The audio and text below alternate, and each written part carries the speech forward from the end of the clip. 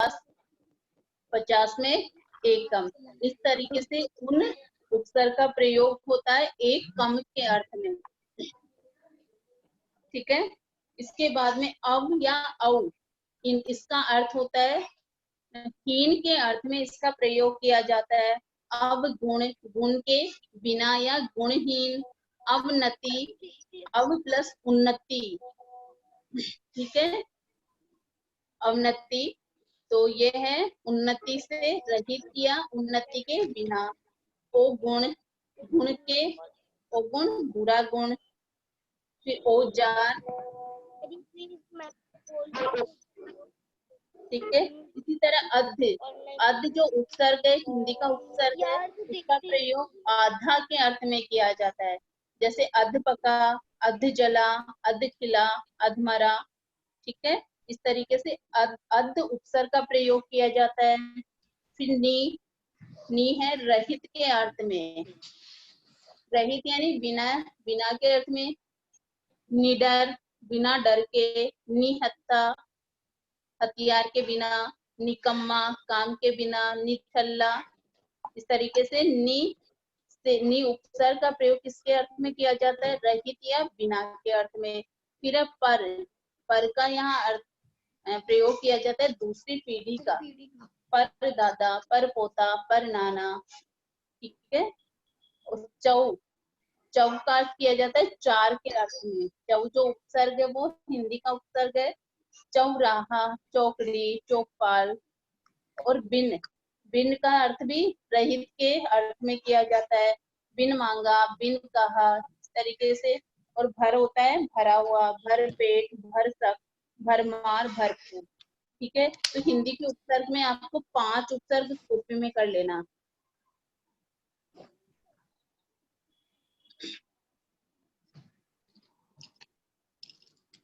इन उपसर्गों में 5 आपको कॉपी में करना है हिंदी के अर्थ उपसर्ग में, और उसी तरीके से पूरी टेबल की तरह से। ओके। फिर उर्दू और फारसी के कुछ उपसर्ग दिए गए हैं। कई उपसर्ग होते हैं वैसे तो, दर, कम, खुश, गैर, ना, बद, ला, हम, हर, एन, सर, बा। ये सब उर्दू या फारसी के उपसर्ग है। इनको अन्य भाषाओं के भी बोल सकते हैं। जैसे बद का अर्थ होता है बुरे, बुरा। बे, बिना या रहित के अर्थ में। ला का अर्थ भी बिना या रहित के अर्थ में। बद से देखिए नए शब्द क्या क्या बन रहे हैं। बदनाम, बदसूरत, बदबू, बदकिस्मत। इस तरीके से बद का अर्थ किसके अर्थ में लिया जा रहा है? बुरा। बे बिना या रहित के अर्थ में। बेवजह, बेअदब, बेदाग, बेइज्जत, बेबस। इसी तरह से ला इलाज, लावारिस, लाजवाब। हम का अर्थ लिया जाता है साथ के अर्थ में। हम सफर, हम जोली, हम राज, हम वतन। तो हम जो उर्दू का उपसर्ग है किसके अर्थ में प्रयोग किया जाता है? साथ के अर्थ में। फिर कम, थोड़ा या हीन के अर्थ में। कम का अर्थ लिया जाता है थोड़ा या हीन के अर्थ में। जैसे कमजोर, कम अक्ल, कम खर्च, कम उम्र। खुश का अर्थ लिया जाता है, खुश का प्रयोग भी उपसर्ग की तरह ही किया जाता है विदेशी भाषा, उर्दू भाषा में। खुश दिल, खुशबू, खुश नसीब, खुश किस्मत। ठीक है। फिर गैर होता है भिन्न या अलग। गैर का अर्थ होता है भिन्न या पराये के अर्थ में। भिन्न या पराया लिख सकते हो आप कोष्टक में।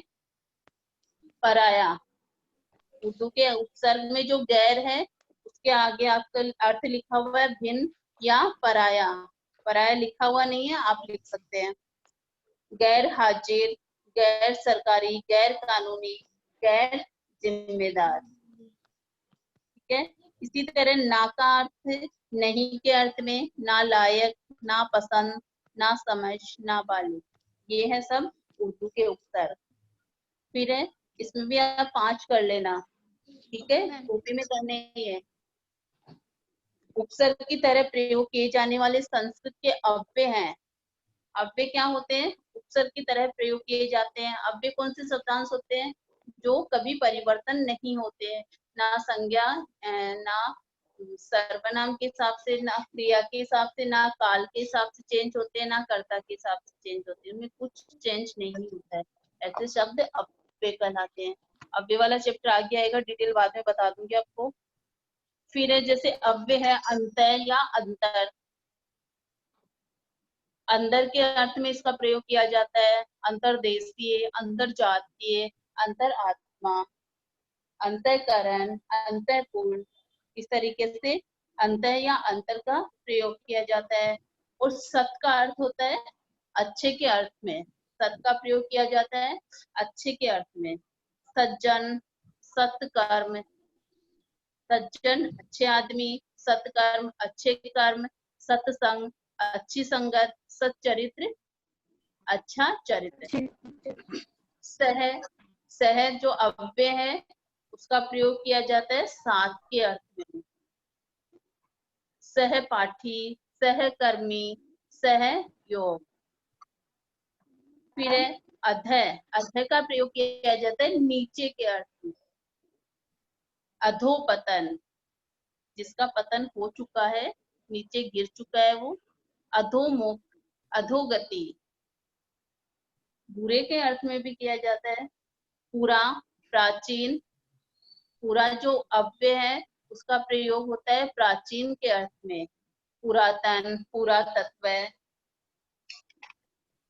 Excuse me ma'am. Yes ma'am, जो इसमें ये सच्चरित्र है, इसका मतलब क्या होगा? किसका? मैम, इस उपसर्ग की तरह प्रयोग किए जाने वाले संस्कृत के अव्यय का सेकंड है सत अच्छा। इसका लिखा है ना सच्चरित्र, मैम इसका मतलब क्या होगा? सत्य का अर्थ होता है अच्छे के अर्थ में, और चरित्र समझते हो करेक्टर, अपना Yes, जो ma'am. व्यवहार होता है, ठीक है। Yes, ma'am. तो अच्छा चरित्र हो गया, समझ गई? Yes, ma'am. Okay, Thank you. अब आगे देखिए आप। Excuse me, ma'am. यस, बोलो। मैम, अदरक में जो है फर्स्ट वाला अधोपतन का मतलब क्या होता है? अधः है, अधः का पूछ रही हो? यस, ठीक है। अधः का होता है नीचे के अर्थ में। जैसे पतन, पतन होता है किसी का विनाश होना, तो उसका अधोपतन हो चुका है, वो नीचे गिर चुका है, ठीक है। अधोमुख, अधोगति, उसकी गति भी नीच गति हो गई है, यानी उसकी गति बुरी गति हो गई है। तो अध का नीचे और उसके बुरे के अर्थ में भी हम प्रयोग कर सकते हैं। मैं इसके उदाहरण ठीक कितने है, लिखने हैं? इसके तो ये कर लेना 5 ही है पूरे। And ma'am, Vidushi is saying that she have a problem, so please unmute her. क्या हुआ?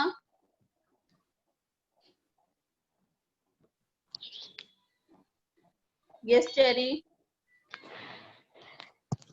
Ma'am, Vidushi is saying that she have a problem, so please unmute her.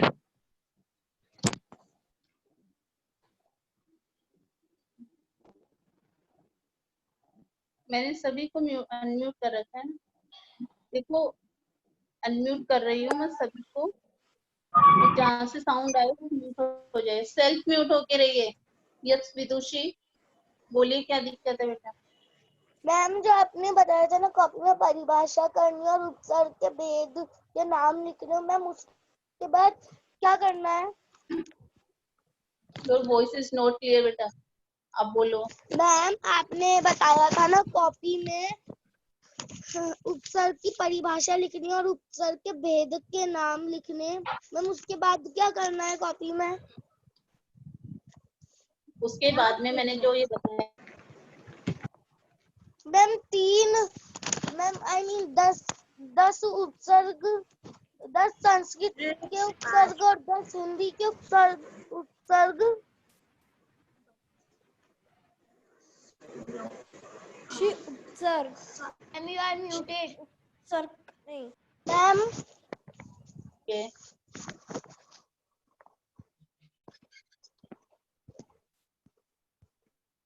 जो संस्कृत के उपसर्ग है उसमें आपको 10 उपसर्ग करने हैं, ठीक है। और हिंदी के में 5 दिए हैं, उर्दू में भी 5 दिए हैं, और उपसर्ग की तरह प्रयोग होने वाले अव्यय जो आपके 5 दे रखे हैं, ये आपको कॉपी में करना है। समझ गए विदुषी? इसके बाद में उपसर्ग किसे कहते हैं, प्रश्न उत्तर में आ जाइए, और उपसर्ग के भेदों के नाम लिखिए। ये आपको नहीं करना है क्योंकि हो गया आपके नोट्स में ये काम। ओके, इसके बाद में है उपसर्ग और मूल शब्द को अलग अलग करके लिखना है। ये आप लोग खुद करेंगे, मैं बता देती हूँ आपको, आप करवाएंगे भी। अनम्यूट कर रही हूँ मैं सभी को, सेल्फ म्यूट होना, किसी के यहाँ से साउंड नहीं आना चाहिए। Excuse me ma'am. मैम परिभाषा अपने मन से लिख सकते हैं क्या? लिख सकते हैं लेकिन सही होनी चाहिए। Okay ma'am, thank you. Ma'am आप क्वेश्चन आंसर सीधे टिक करा रहे हो क्या?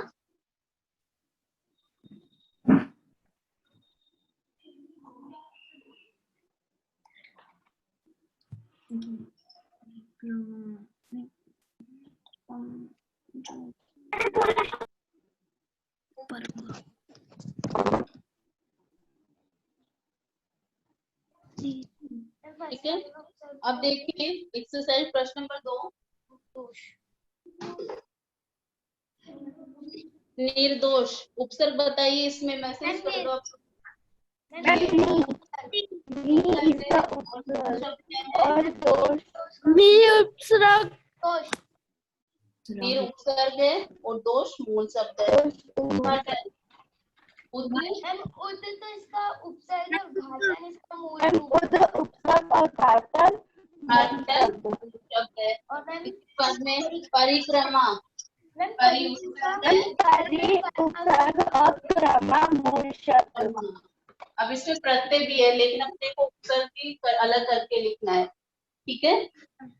फिर है निकम्मा, नी तो इसका उपसर्ग और क्रमा मूल शब्द। Very good. इसके बाद में अंतर जातीय, तो इसका उपसर्ग और जाति मूल शब्द। जिसके विसर्ग ये आएगा हलन, आधा है ये अंतर जातीय।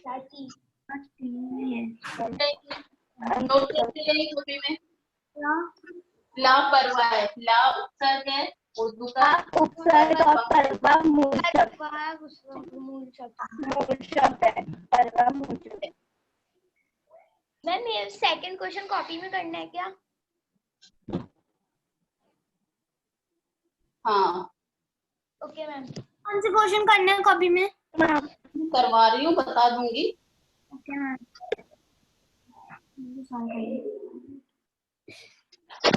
Morning ma'am. ठीक है, इसके बाद में देखिए प्रश्न नंबर 3। प्रश्न नंबर 3 में क्या, ये लिख लिया, मिटा दूं? Yes ma'am. यस मैम, लिख लिया। मैम कुछ दिख ही नहीं रहा मैम। नहीं किया। चलो लिख लो। प्रश्न नंबर 3 यहाँ देख लीजिए। दिख नहीं रहा मैम कोई स्क्रीन ही नहीं आ रही है। एक मिनट, मैम मुझे भी स्क्रीन आ रही है। मैम मुझे भी। अभी सही है? Now is clear? Yes ma'am. लिख लीजिए अभी। ये किसका है? आगे देखिए, इन उत्तर को जोड़कर दो नए शब्द बनाने हैं।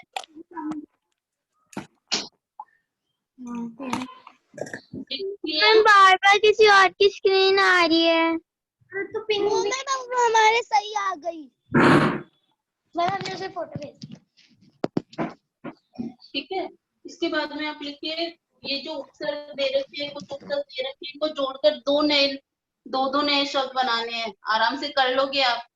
मैम बी का विनोद और और बी से मैम बी से विचार एक लिख तो लो, विदेश और विचार लिख लो, मैम विदेश और विचार मैम विदेश और विचार वियोग लिख लो, विजय बहुत सारे शब्द बनते हैं।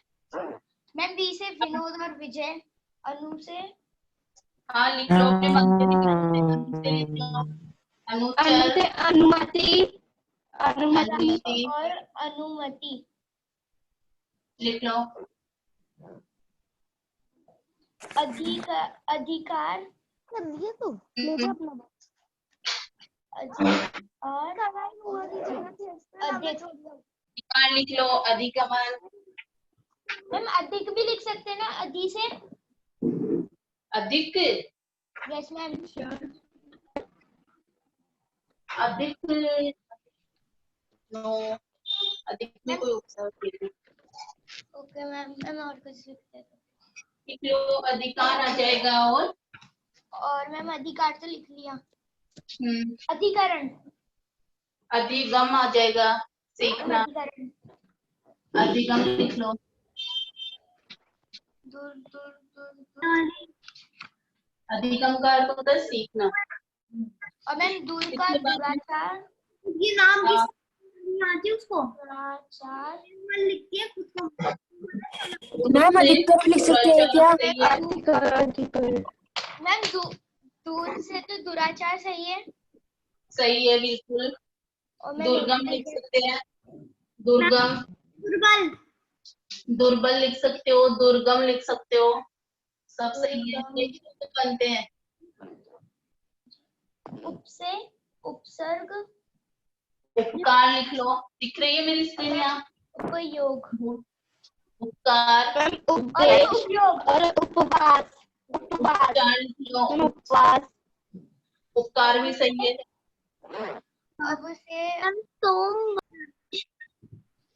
अब से लिख लो, अवगुण हो जाएगा, अब से अवगुण और अवनति हाँ अवगुण और अवनति अवगुण अवनति अब से क्या हो जाएगा, पहला लिख लो अवगुण, अवनति, अवनति, अवनति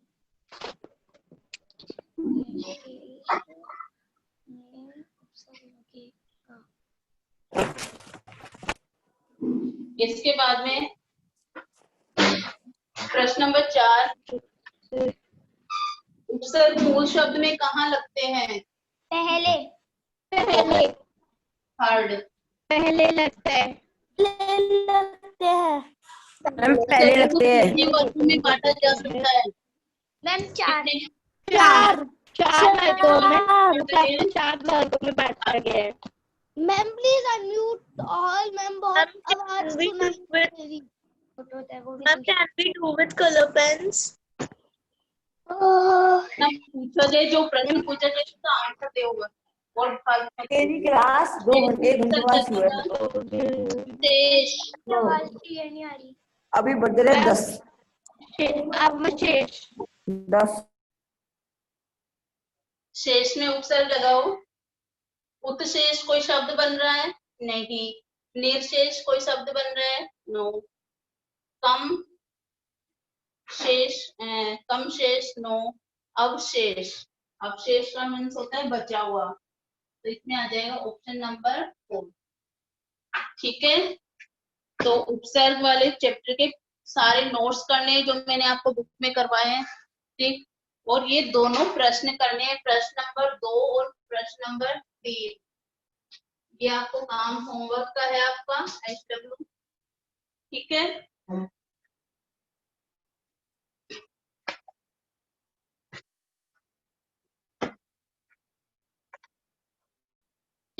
किसी की कोई दिक्कत है अभी?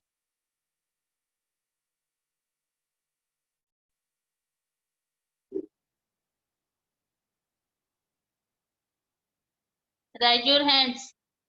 और अभी तक आप लोगों की कॉपियां नहीं आई है। 0 मार्क्स चढ़ेंगे जिन लोगों की हार्ड कॉपी स्कूल में नहीं आई है। किस किस की नहीं आई? Raise your hands. तेजस्विना नहीं आई आपकी, अभिषेक आपकी, ये सुमन सोनी आ गई।